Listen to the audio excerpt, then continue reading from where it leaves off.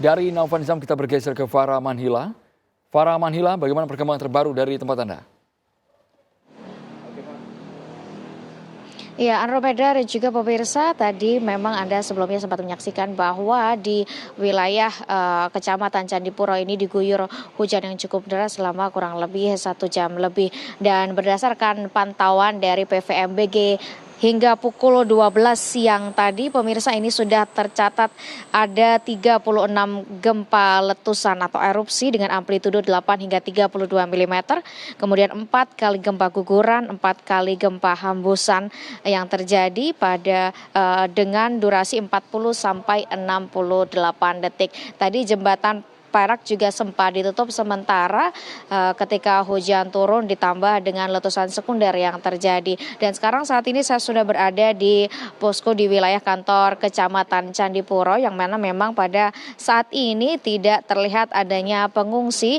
Namun posko ini memang tetap dibuka selama 24 jam. Dan untuk mengetahui bagaimana perkembangan yang dilakukan oleh BPBD dan juga dilakukan oleh BNPB, pemirsa, berkaitan dengan hari ketiga pasca erupsi pertama yang terjadi pada 2 hari lalu, pemirsa, saya sudah bersama dengan Deputi Bidang Sistem dan Strategi BNPB, Bapak Raditya Jati. Selamat sore, Pak. Selamat sore, Mbak. Pak, mungkin boleh dipaparkan bagaimana aktivitas BNPB hari ini, hasil asesmen pendataan dan pemantauan di lokasi terdampak, Pak? Baik, baru saja siang tadi kami berada di pos pengamatan untuk Gunung Semeru dan berdiskusi bagaimana aktivitas yang kemungkinan ke depan akan terjadi di fase status awas ini. Yang pertama, informasi yang kami dapatkan adalah material yang ada di kawah Gunung Semeru sudah banyak berkurang. Dan dari letusan tersebut yang memang puncaknya pada tanggal 19 lalu, kemudian yang perlu diwaspadai adalah bahaya sekunder. Bahaya sekunder itu adalah material yang berada di lereng dan gunung itu, kemudian kalau ada curah hujan yang cukup tinggi bisa membawa material di alur-alur sungai yang perlu diwaspadai. Nah, ini yang perlu kita himbau kepada masyarakat agar tidak berada di kawasan aluran sungai, dan himbauan dari PVMBG adalah 500 meter dari garis sempadan sungai itu agar tetap dikosongkan, terutama di radius 8 km dan arah selatan dan tenggara.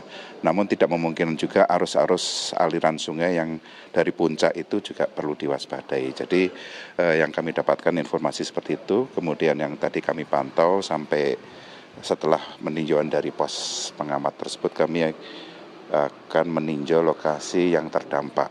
Namun karena ada hujan intensitas dan pengaruh dari lahar yang masih mungkin relatif hangat, kemudian kena curah hujan, makanya terjadi seperti hujan yang relatif akhirnya mengakibatkan naiknya dari material yang tersebut, akhirnya berakibat pada wilayah khususnya di jalur jembatan Geladak Perak itu sementara memang harus dihentikan.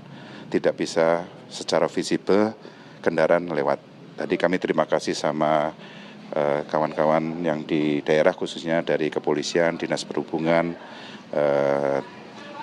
TNI juga, dan BPBD khususnya yang dikomandani oleh teman-teman dari Kalaksa BPBD, TRC yang selalu menjaga supaya kondisi tetap relatif aman, khususnya bagi masyarakat. Terima kasih banyak Pak Raditya Jati selaku Deputi Bidang Sistem dari BNPB. Dan demikian pemirsa informasi yang bisa kami sampaikan dari wilayah Candipuro, Lumajang.